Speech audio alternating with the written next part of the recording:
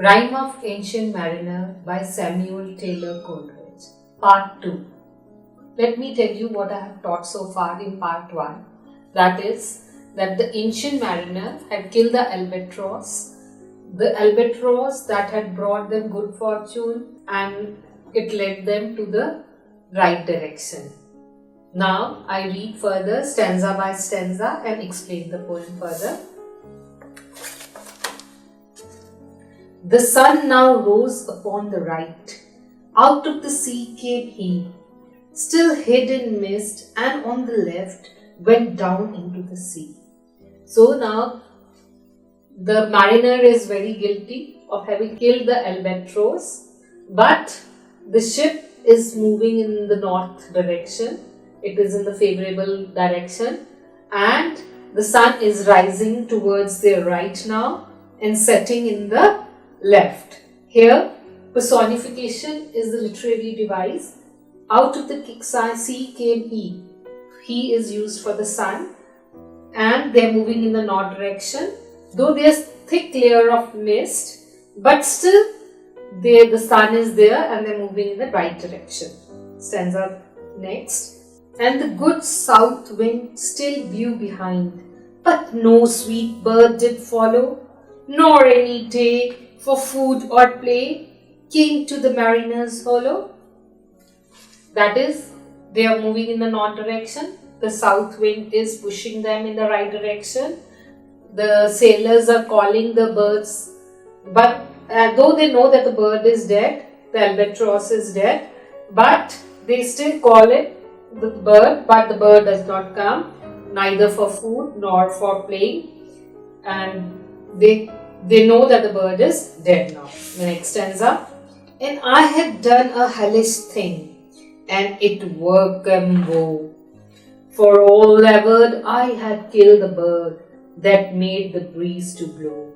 Ah, wretch, said they, the bird to slay that made the breeze to blow.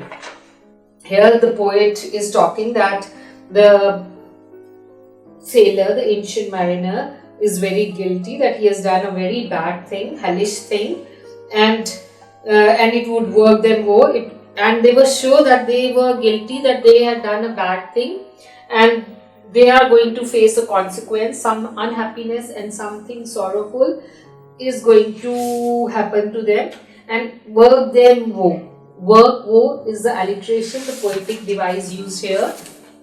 For all ever, all said firmly, that I had killed, the ancient mariner had killed the bird that made the breeze to blow, that had made the breeze to blow, that had brought favorable condition. Ah, wretch, said they. They blamed him that you have killed the bird that had brought the breeze to blow, alliteration again, that had brought favorable condition, and now you'll have to pay the cost of your sin. So we are talking about punishment, sin, redemption here. Nor dim nor red like God's own head, the glorious sun uprised. Them all averred, I had killed the bird that brought the fog and mist. It was right, said they, such birds to slay that bring the fog and mist. In this stanza, the poet is talking about the fickleness of the human nature. In the earlier stanza, they were feeling guilty. They told the ancient mariner that they are going to face some punishment because he had killed the albatross. Here they are saying, okay, there's no mist now, there's no fog now. So albatross had brought that mist and fog, and it's the bird is killed, the fog is gone, the mist is clear. So they praised the ancient mariner that he has done the right thing. They had that he killed the albatross that brought fog and mist, and did not dim nor red did God's own head. It's a simile here. The sun is compared to God's head. The glorious sun, the sun rose up, and all firmly said that I had killed the I has been used for the mariner, that I had killed the bird that brought the fog and mist. It was right. They praised him and said such birds to kill is okay, that brought the fog and mist. Now the next stanza. The fair breeze blew, the white foam flew, the furrow followed free. We were the first that ever burst into that silent sea.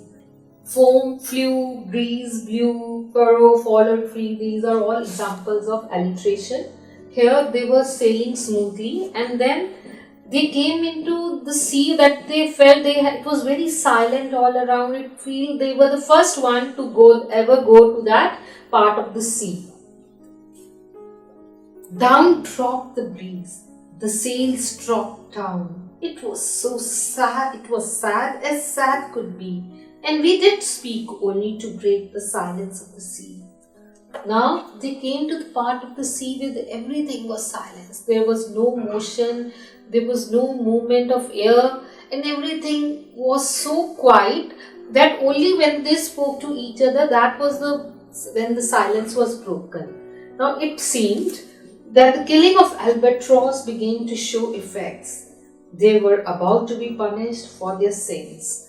So again, the poet is reminding that your sins cannot go unpunished. You are going to pay for that, as they were now the sailors. Now they had come to a silent sea where they could not take their boat any further because they were stuck where there was no breeze. Now the next stanza. All in a hot and copper sky, the bloody sun at noon, right up above the mast did stand, no bigger than the moon. So, all in a hot and copper sky, it's a metaphor used here that the sky looked like heated copper. It means they were near the equator, and it was all heated up. There was all the sun rose brightly over there, and the bloody sun at noon. It was like a blood-filled sun, red color sun, right above the mast it stand. The ship means is near the equator, and the sun seemed no longer bigger than the moon. Next stanza. Day after day we stuck, nor breath nor motion, as idle as painted ship upon painted ocean. Now day after day, this reputation shows the sheer length of time their boat was stuck in the still waters, and there was no movement, no breath, nor motion. And the simile, a very graphic simile has been used, that the water was so still and it seemed that it was some picture of a painted ship standing in the still waters. Next stanza now. Water, water everywhere, and all the boats did shrink. Water, water everywhere, nor any drop to drink. The alliteration, the repetition of the words show how gloomy and sad it was. There was all salty water all around. Their throats were parched. There was no water, not a drop of water for these sailors to drink.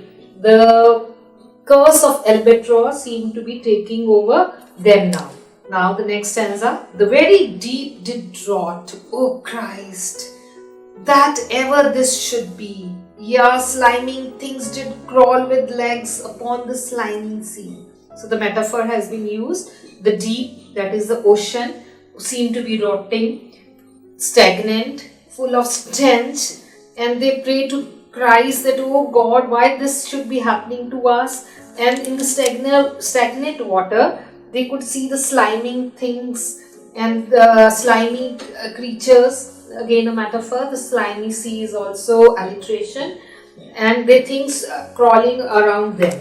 All the sea creatures seem to be crawling around, about in reel and rout. The death fires danced at night. The water like a wick's oil burned green in blue and white. Seems that all the dead creatures and all the sea creatures, the stagnating creatures, the sliming things were crawling around, and they could see the death was evident, and if they are not able to get any breeze, they would certainly die in that still waters. It was a very scary scene, and the forces of death were overcoming them. And some in dreams assured were of the spirit that plagued us so. 9 fathom deep he had followed us from the land of mist and snow. And it was confirmed to them that the spirit of Albatross was taking revenge, the soul of Albatross maybe was taking revenge, and there was no escape from them. In their dreams, they were assured that the spirits were plaguing us. And 9 fathom deep. The fathom is the tool to measure the depth of the sea, and 9 seems to be the figure that has been Coleridge seems to be obsessed with. So he feels that 9 fathom deep yet follows us. The spirit of Albatross has followed them from the land where it was found from mist and snow. In every tongue through utter drought was withered at the root. We could not speak no more than if we had been choked with soot. They were parched like the parched dry tree dying because of lack of water. Same way their tongues were parched, and it seemed that they were choked with soot, the black smoke, and they could not speak, they could not utter a word, and their throats were dry. Ah, well a day, what evil looks. So all the sailors are looking with eyes of contempt at the ancient mariner. Had I from old and young, instead of the cross, albatross about my neck was hung. So the Christians usually wear the cross around to protect from the evil forces. But because he had committed the sin, the sailors who were very angry, they took off that Christ sign around his neck, the chain, and hung the albatross to make him have that feeling of guilt. So we see that this poem is about redemption. He is feeling guilty. He wants to share, wants to get rid of that guilt that is creeping in from his youth. He's come to the old age, carrying that guilt inside him. Now let's have a look at the various poetic devices used by the poet. First is alliteration. First example, by thy long grey beard and glittering eye. Next, he holds him with his glittering eye.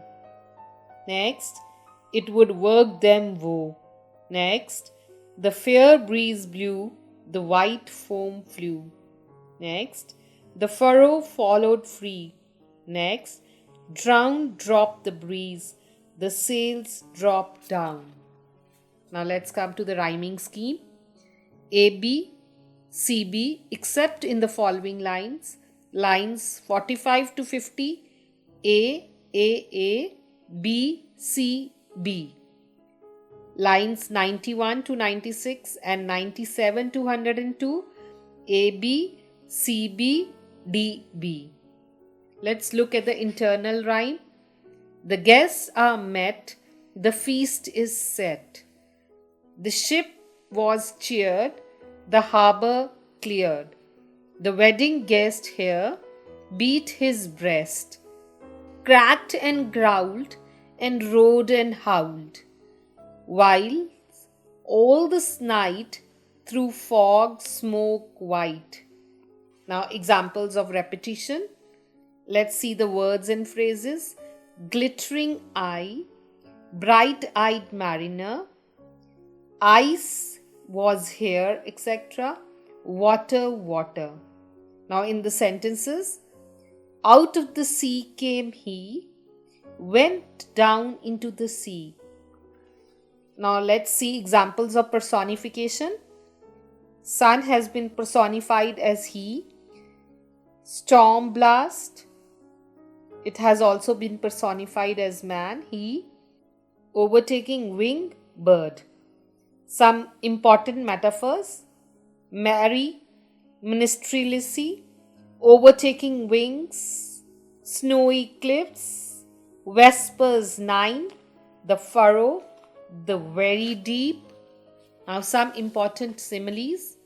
Like a 3 years child, red as a rose, as who pursued with yell and blow, like noises in a swound, as idle as a painted ship, like witches' oils.